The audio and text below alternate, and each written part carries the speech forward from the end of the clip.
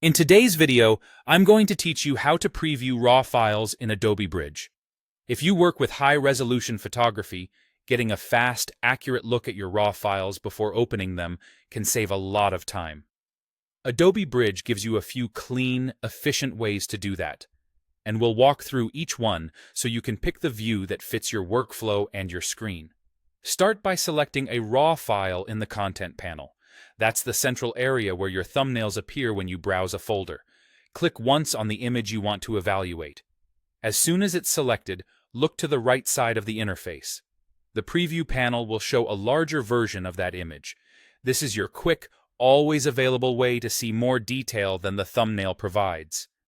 If your thumbnails or preview look a little soft at first, give Bridge a moment to generate a higher quality preview. RAW files are large, and the sharper version appears once it finishes rendering. If you'd like an even larger view without changing workspaces, press the spacebar to toggle a larger preview window. This temporarily places your image front and center, cutting out distractions while keeping you inside Bridge. It's great for a closer look at composition, color, and overall sharpness before you commit to opening the file elsewhere. Press the spacebar again to return to your normal workspace when you're ready to continue browsing.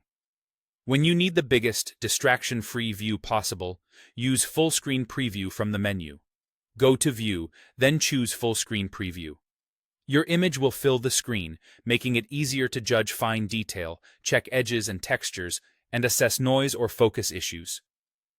This is especially helpful if you're reviewing a selection of similar shots and want to make confident keep or toss decisions based on what you can actually see at size.